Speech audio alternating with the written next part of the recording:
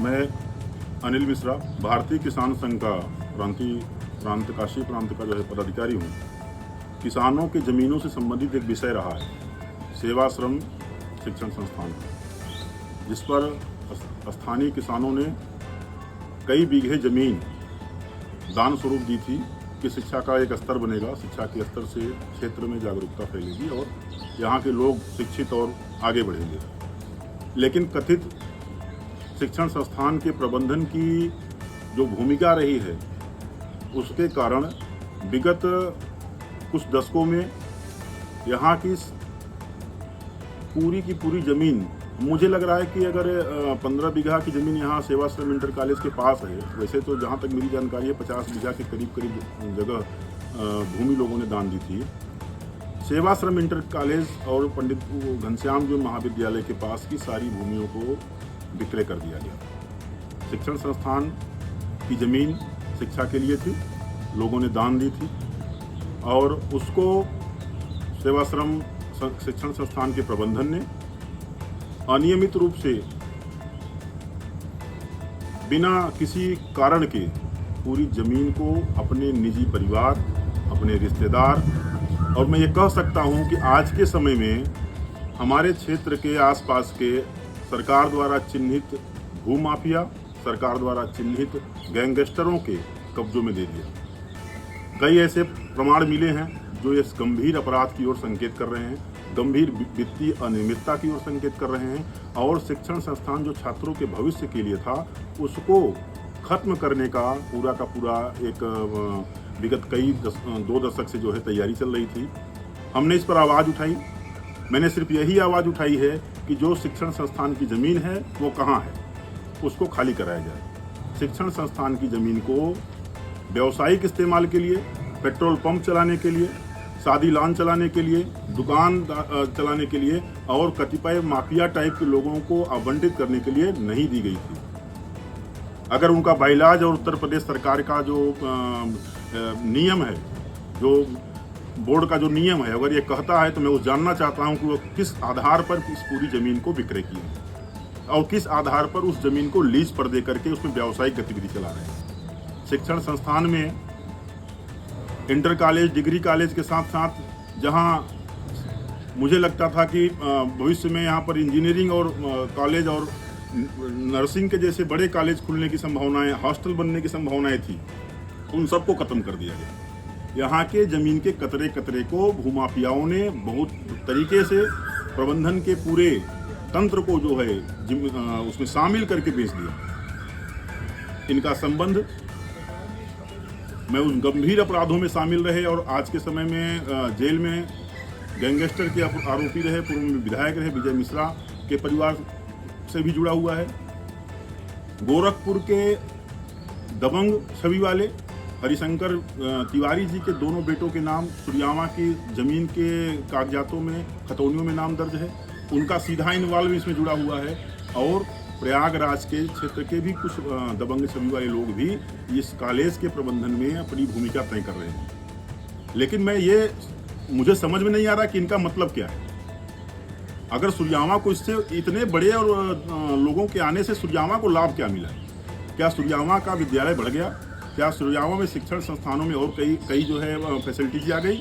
अगर ऐसा हुआ होता तो मुझे कुछ लगता है कि सुरयामा के लिए लोगों ने सोचा है, बहुत दूर दूर के लोगों ने सोचा है। लेकिन मुझे यह कहते हुए अत्यंत शर्म भी महसूस हो रहा है कि इन सारे लोगों ने मिलकर के और कथित जो है बोरीवली, बम्बई और आसपास के और देश प्रदेश के विभिन्न स्थानों पर अज्ञात लोगों ने मिलकर के इसकी ज़मीन को खरीद बिक्री कराया है, अवैध तरीके से कराया है और पूरे सुरयामा के शिक्षण संस्थान को लूट का केंद्र बना दिया है, भ्रष्टाचार और अनियमितता का केंद्र बना दिया है। मैं उसकी आवाज़ आप सबके माध्यम से सरकार तक पहुंचाना चाहता हूं। मैंने इस संबंध में पत्र गृह सचिव जी को और पुलिस महानिरीक्षक वाराणसी को दिया था।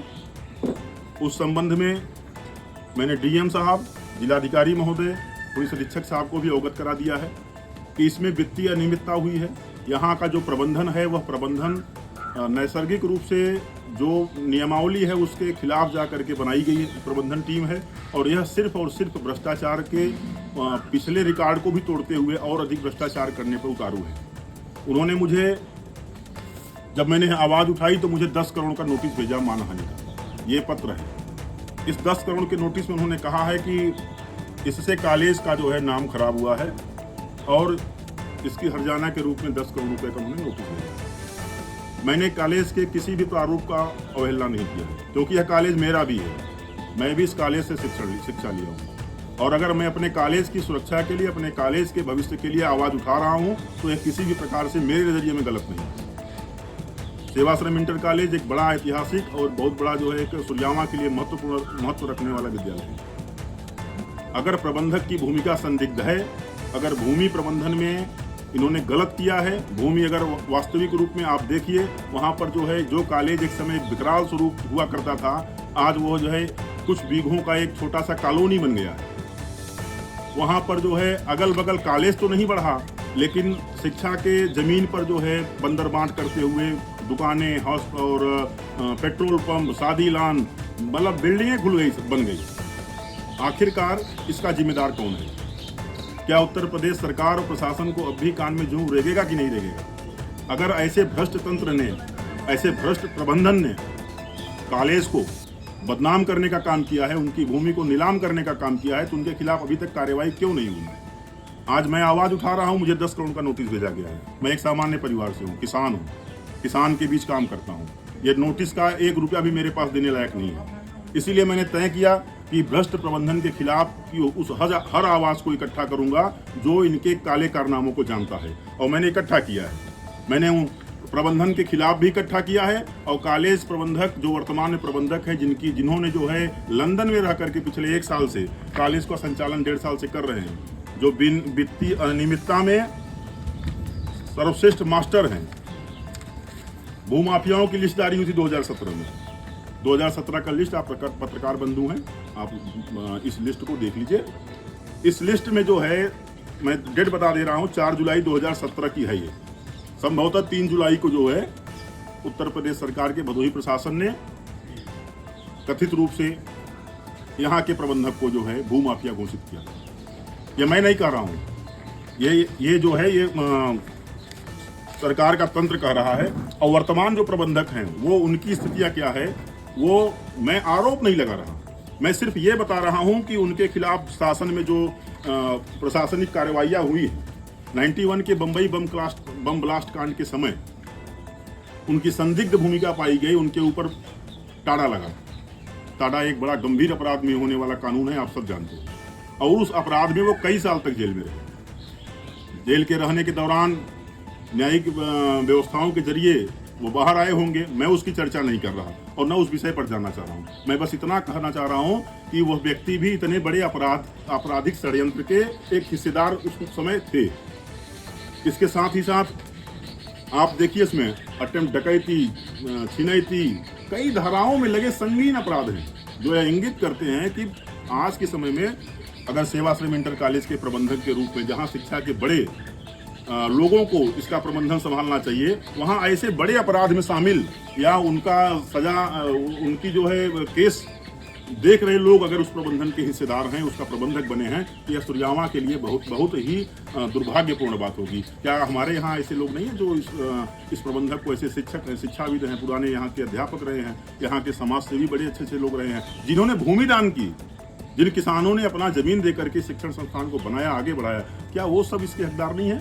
इसमें आप देखिए, इसमें इतने नाम है जो है इनके खतौनियों में और इनके बाइलाज में, जिनको इन्होंने प्रबंधन समिति का सदस्य बनाया है, उनमें से आधे से अधिक ऐसे लोग हैं, उसमें तो कुछ मर्डर के आरोपी भी हैं, जिनको सजा याफ्ता सजा भी हुई है, जमानत पे चल रहे हैं। उसमें कुछ ऐसे नाम है जिनका कोई पता नहीं है, कुछ ऐसे नाम है जिनके संबंध जो है माफियाओं से रहे हैं, कुछ ऐसे नाम है जो खुद माफिया हैं। अगर मैं इस आवाज़ को उठाता हूँ तो मुझे 10 करोड़ का नोटिस दिया जा रहा है। खतौनी दिखाना, खतौनी मैं आपको दिखा दे रहा हूँ। ये खतौनी है हमारा। इस खतौनी में जो ये 572 नंबर का ये खाता संख्या है, जो सेवाश्रम इंटर कॉलेज के नाम है। ऐसे 9-10 खाता संख्या है जिसमें सेवाश्रम इंटर कॉलेज है। इन खतौनियों में आप भीष्म शंकर और विनय शंकर जैसे नाम भी देखेंगे। इन खतौनियों में आप देखेंगे कि पंडित घनश्याम दुबे जी का पूरा परिवार इन खतौनियों में शामिल है। ऐसी कौन सी विपदा आ पड़ी थी कि प्रबंधक को अपने कॉलेज की जमीन अपने लोगों को बेचनी पड़ी और उसकी कीमत से कॉलेज को क्या लाभ हुआ? अपने रिश्तेदारों को बेचनी पड़ी। आज वही रिश्तेदार लोग मिल करके मुझ पर, मैं रिश्तेदार इसलिए कह रहा हूं क्योंकि कॉलेज प्रबंधन है, नोटिस मुझे आई है, तो वो सारे लोग मिल करके एक ग्रुप बना के, एक गैंग बना करके मुझे मानहानि का नोटिस भेज रहे हैं, मेरे ऊपर हमले करवाने की धमकी दे रहे हैं, मुझे चुप रहने के लिए सारे वो प्रयास कर रहे हैं जो अनैतिक होते हैं। मैं नाम कहना नहीं चाहूँगा, बहुत सारी चीज़ें हो रही, मैं प्रशासन को बता के आया हूँ, मैंने पुलिस प्रशासन को सब कुछ बता दिया। यहाँ तक कि मैं दोस्त तो नहीं देना चाहता था, लेकिन मुझे कहना पड़ रहा है कि मेरे यहाँ की सारी स्ट्रीट लाइटें काट दी गई। मैं जिस स्थान पर सुरजाओं में रहता हूँ वहाँ के नगर पंचायत ने, अब पता नहीं नगर पंचायत के ऊपर के अधिकारियों की मिलीभगत है कि उनके नीचे के छोटे कर्मचारियों ने काम कराया है। मैं सुरजावा ब्लॉक के सामने रहता हूँ, वहाँ की 5 स्ट्रीट लाइटों को काट दिया गया, जिससे मेरे घर के सामने अंधेरा हो गया। कल मेरे वाहन में टक्कर मार दी गई, मेरी नई गाड़ी है, अभी बड़ी मेहनत से 2 पैसा इकट्ठा करके मैंने वाहन लिया, टक्कर मार दी गई। उसके साथ और कई ऐसे काम हुए हैं। मुझे समय समय पर कुछ ऐसे लोग मिले हैं जो समय समय पर धमका रहे हैं, वीडियो कॉलिंग दिखा करके बता रहे हैं कि क्यों इन ऐसे चक्कर में पड़े, सब बहुत बड़े इनके संबंध लंदन से हैं, दुबई से हैं, तुम नहीं समझ पा रहे हो, कहाँ जाओगे, किस क्षेत्र में जाके काम करोगे, जहाँ जाओगे वहीं ये मिलेंगे। तो मैं जानता हूँ कि मैं भी उसी हाड़ मास का बना हूँ जिस हाड़ मास के वो बने हुए। मुझे इन चीज़ों से डरने की जरूरत में नहीं महसूस हो रही है, लेकिन 10 करोड़ का मुझे अगर नोटिस दिया गया तो उसको जवाब देने की मुझे जरूरत महसूस हुई। मैंने प्रशासन को, उत्तर प्रदेश शासन को अवगत करा दिया है। आप सब मीडिया बंधु हमारे देश की और हमारी सबसे बड़ी ताकत है। मैंने आपको भी इससे अवगत कराया है। सुरजावा हमारा एक छोटा सा क्षेत्र है, लेकिन वहाँ पर ये जो अपराध हो रहे हैं वो बहुत बड़े हैं। इन अपराधों की श्रेणी अगर आप देखेंगे वो इससे बड़ापन प्रतीत होता है, क्योंकि इसमें कहीं प्रयागराज, कहीं गोरखपुर, कहीं मुंबई और कहीं जो है ज्ञानपुर के माफियाओं, गैंगस्टरों और सजायाफ्ता लोगों की मिलीभगत और संलिप्तता है। यह एक बहुत बड़ा प्रश्न है उत्तर प्रदेश शासन और भदोही प्रशासन के लिए। वह मूक क्यों है? क्यों इस इतने बड़े भ्रष्टाचार पर अभी तक किसी प्रकार की जांच नहीं बैठाई गई? भदोही डीएम ने सुरजावा में एक जांच कमेटी बैठाई, 7 लोगों की जांच कमेटी बैठाई और एक भूमि की पैमाइश कराई। उस भूमि की पैमाइश कराने पर हमने बड़ी प्रसन्नता जाहिर की, लेकिन मैंने उनसे निवेदन किया कि सर ये आप अधूरा काम कर रहे हैं। अगर आपको सही पूरा काम करना है तो सेवाश्रम इंटर कॉलेज की सारे नंबरों की भूमि की पैमाइश कराइए और यह तय करिए कि इसको अतिक्रमण करने वाले, इस भूमि को क्रय करने वाले, इस भूमि को विक्रय करने वाले और इस भूमि पर आज अट्टालिकाएं बना करके उसको व्यावसायिक गतिविधि देने वाले लोग कौन हैं। इस पर 14A की कार्रवाई होनी चाहिए, क्योंकि यह गैंगस्टरों से जुड़ा हुआ विषय है। सारे गैंगस्टर मिल करके इस आपराधिक समूह बना करके सुरजावा की वसीयत को, सुरजावा की वरासत को खत्म करने का एक पूरा जाल बिछा के बैठे हैं। और उस पर अगर आप कार्रवाई नहीं करेंगे तो निश्चित तौर पर इससे जनता और सुरजावा के लोगों में काफ़ी विक्षुब्धता आएगी। मैंने उनको अवगत करा दिया है, आप सबको भी मैं इस विषय में जानकारी दे रहा हूँ। कुछ पूछना है तो बताइए। कुल कितने पेपर होंगे, जरा वो पेपर दिखाइए। पेपर मेरे पास भैया ये पूरे पड़े हुए हैं, ये सारे पेपर अलग अलग हैं, एक एक खतौनियाँ, उनमें जितने नाम हैं, किन के नाम जमीन दी गई है वो सब कुछ है। एक बात और मैं आपको बताना चाहता हूँ, सोचिए कॉलेज का वरासत कितना बड़ा होगा जिसमें 7.5 बीघा जमीन सिर्फ और सिर्फ रोड में गया हुआ है। आप उससे अनुमान लगा सकते हैं, जिस कॉलेज की भूमि की पैमाइश इतनी बड़ी थी कि 7.5 बीघा रोड में गया हुआ है, वो कॉलेज का परिसर कितना बड़ा होगा। आप वर्तमान में जाके देखिए तो शुरू नहीं होगा, खत्म हो जाएगा, इतना छोटा कर दिया। वर्तमान में आपके हिसाब से 50 बीघे से अधिक है वर्तमान में 10 बीघे की जमीन अभिया में बेच दी गई है।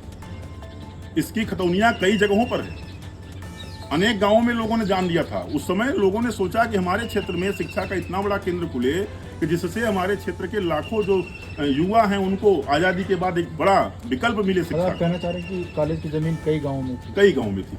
वर्तमान में जहाँ पर है वहाँ पर 15 बीघा से अधिक था। अब कितना हो गया आपके साथ? अभी कहाँ, तो बीघा 2 बीघा हो जाए तो बड़ी बात है, 2-3 बीघे के अंदर होगा। जो बना है वही है, आप जाके देख लीजिए मौके पर, आपको मिलेगा। वहाँ चाट चाउमीन की दुकान मिल जाएगी, पेट्रोल पंप मिल जाएगा, शादी लान मिल जाएगा, कोई टायर पंचर वाले मिल जाएगा। कॉलेज और पेट्रोल पंप को रिलेट करके बताया कि हाँ, ये आपने बहुत बड़ा क्वेश्चन उठाया और सही क्वेश्चन उठाया। पेट्रोल पंप पर जहाँ तक मुझे जानकारी है, मैं वो इंडियन ऑयल और हिंदुस्तान पेट्रोलियम और सभी पेट्रोल पंप के जो है उन कंपनियों से भी निवेदन करता हूँ कि अगर आपके बाइलाज में ये है कि किसी भी पेट्रोल पंप को शिक्षण संस्थानों से दूरी बना के रखा जाए, तो किस आधार पर सेवाश्रम इंटरमीडिएट कॉलेज की जमीन पर ही खुला हुआ पेट्रोल पंप एक बड़ा अग्निशाला बन के बैठा हुआ है और अभी तक आपकी नज़र उस पर नहीं गई। इस पर भी एक बड़ी कार्रवाई होनी चाहिए। यह एक बहुत बड़ा विषय है, छात्रों के जीवन से बड़ा, शिक्षा तो दूर की बात है। एक बहुत बड़ा 12,000-15,000 लीटर का अब जमीन के नीचे एक बड़ा एक तरह से समझिए कि बम रखा हुआ है, लिक्विड बम रखा हुआ है और उसके ऊपर बच्चे पढ़ रहे हैं। ये कितना बड़ा दुर्भाग्य है। सेवाश्रम इंटर कॉलेज की बाउंड्री के अंतर्गत ही वो जगह आता था, आज वो बाउंड्री कम कर दी गई है भ्रष्टाचार करके, लेकिन उससे सटे हुए स्थान पर ही पूर्ण रूप से जो है विद्यार्थी पढ़ने जाते हैं, अभिभावक जाते हैं, छात्र के साथ साथ उनके टीचर्स जाते हैं। उनके भविष्य कहीं न कहीं दुर्भाग्यपूर्ण से अगर कोई घटना हो गई, और लखनऊ में घटनाएं हुई, कितने छात्रों का जीवन चला गया। आप बताइए, अगर सुरजाओं में दुर्भाग्य से ऐसी कोई घटना हो जाए तो इसका जिम्मेदार कौन हो? अगर समय रहते प्रशासन चेत जाए तो घटनाएं ही न हो। इस पर भी आवश्यक कार्रवाई की। प्रशासनिक अधिकारियों से मिले हैं, अब तक कितना संतोषजनक रहा है? मैं प्रशासनिक अधिकारियों से अभी जितने लोगों से मिला हूँ, सबने इस बात को स्वीकार किया कि यह प्रकरण अत्यंत गंभीर है और चिंताजनक है। दो विषयों पर, एक तो यह बहुत बड़ी वित्तीय और भूमि अनियमितता का और संबंध रहा है, दूसरा इसमें माफियाओं का बड़ा इन्वॉल्व रहा है।